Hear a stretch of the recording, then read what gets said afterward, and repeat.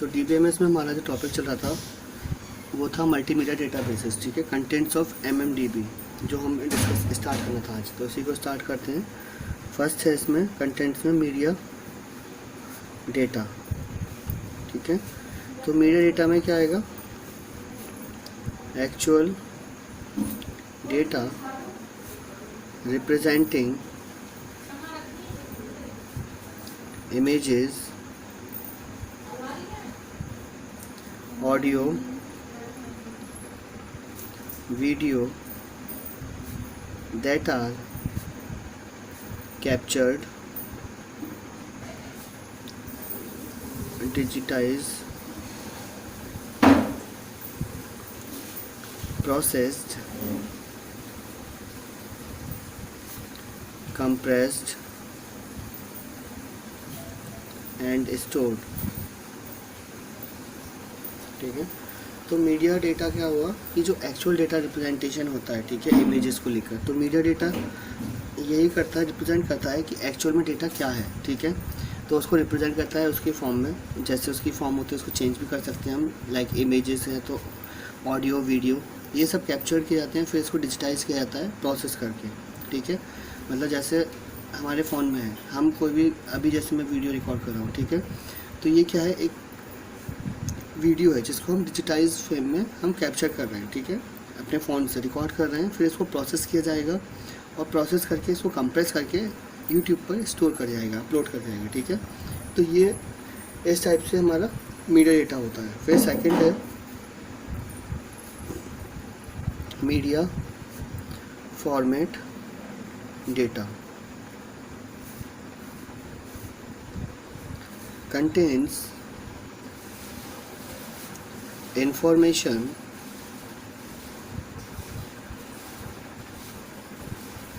pertaining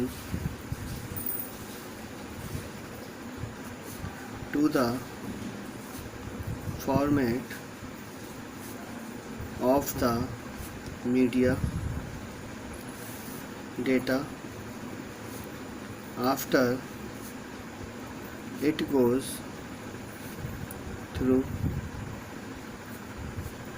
the acquisition,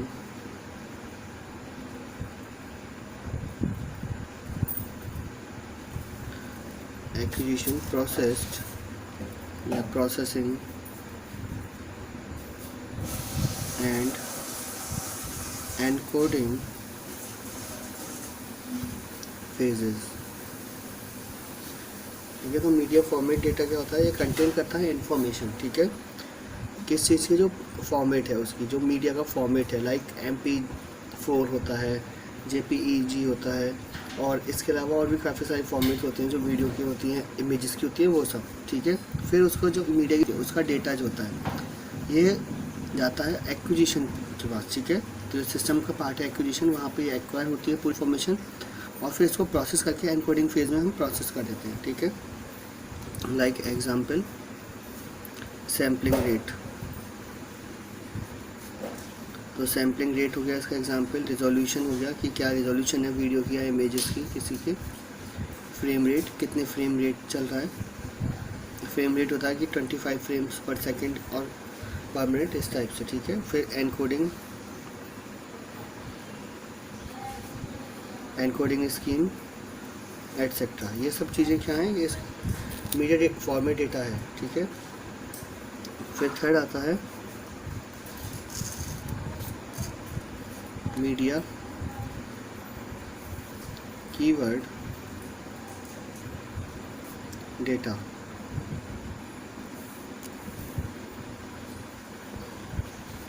media keyword data में contains and descriptive data, तो ये content का डेस्क्रिप्टिव डेटा इसमें होता है, ठीक है। Like contains keywords, descriptions,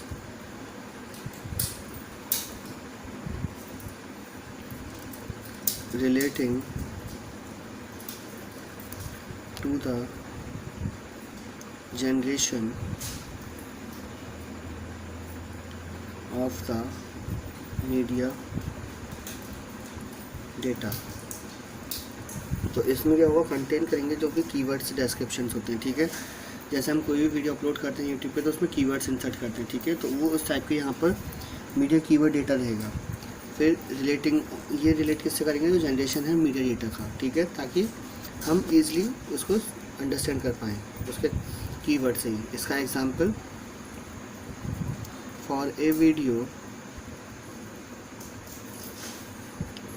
include the date, time, place of recording, person who recorded, scene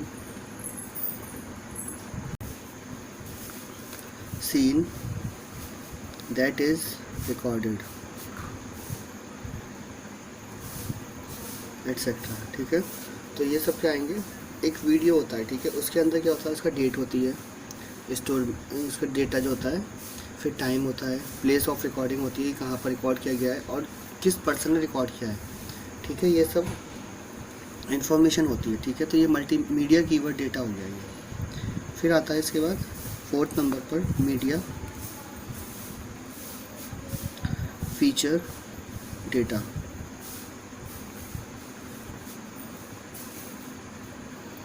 इसको बोलते हैं कंटेंट डिपेंडेंट डेटा। ये कंटेंट के ऊपर डिपेंडेंट होता है पूरी तरह से, ठीक है, इसीलिए कंटेंट डिपेंडेंट डेटा हो गया। Media feature data contents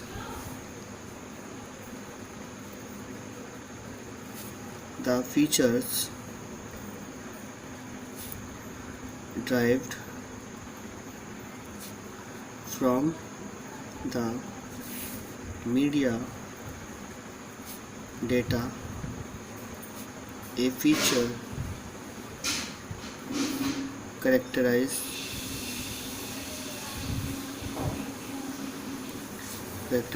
the media content, ठीक है। तो ये क्या है, कंटेंट करेगा जो फीचर्स होते हैं, किससे, जो ड्राइव किए जाते हैं मीडिया डेटा से, ठीक है। तो मीडिया डेटा जो था हमारा पीछे था मीडिया कीवर्ड डेटा और मीडिया फॉर्मेट डेटा, उससे पहले हमारा फर्स्ट था मीडिया डेटा, ठीक है, जिसमें हम एक्चुअल डेटा रिप्रेजेंट करते हैं इमेजेस में, ऑडियो, वीडियो, ये सब कैप्चर किया जाता है, उसको फिर डिजिटाइज किया जाता है, प्रोसेस और कंप्रेस करके स्टोर कर लिया जाता है, ठीक है। तो यहाँ पर जो डेटा आता है मीडिया फीचर डेटा, ठीक है, ये सब कहाँ से आएगा, ये मीडिया डेटा से आएगा, ठीक है, ये ड्राइव किया जाता है वहाँ से। और इसका जो फीचर होता है करेक्टराइज करना होता है मीडिया कंटेंट को, ठीक है। तो इसका एग्जांपल है info about the distribution of colors, the kinds of textures and the different shapes present in an image। तो ये क्या होता है, इन्फो होती है, ठीक है। इसमें इन्फो है about the distribution of colours, जैसे कि डिस्ट्रीब्यूशन ऑफ कलर्स कर रहे हैं तो वो जो काइंड ऑफ टेक्सचर्स होगा उसमें डिफरेंट शेप्स होंगी प्रेजेंटेड, ये सब एक इमेज के अंदर जो प्रेजेंट होंगी, ये इसकी जो इन्फॉर्मेशन होगी वो कहाँ रहेगी, मीडिया फीचर डेटा में रहेगी, ठीक है। अब इसके बाद है हमारे पास multimedia databases. Multimedia databases querying parameter,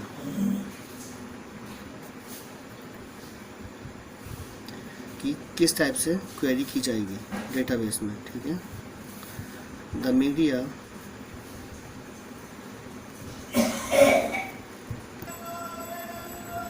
keyword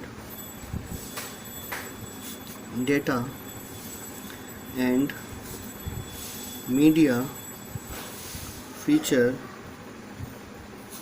data are used as indices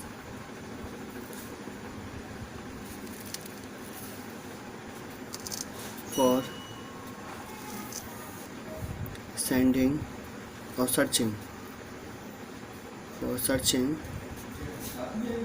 purpose. The media format data is used to present the retrieved information.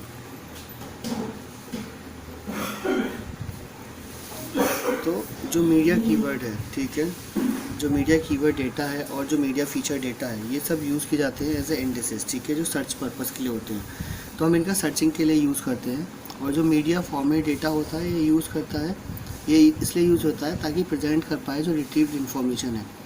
तो इसको हम रिट्रीव इन्फॉर्मेशन को प्रेजेंट करने के लिए ही यूज़ करते हैं, ठीक है। इसके बाद मल्टीमीडिया डेटाबेसेस, जैसे एग्जांपल है हमारे पास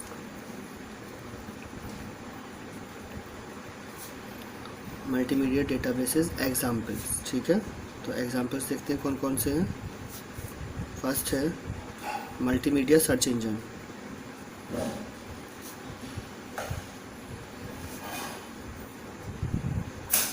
ये है हमारे पास multimedia.lycos.com, ठीक है, ये हो गया।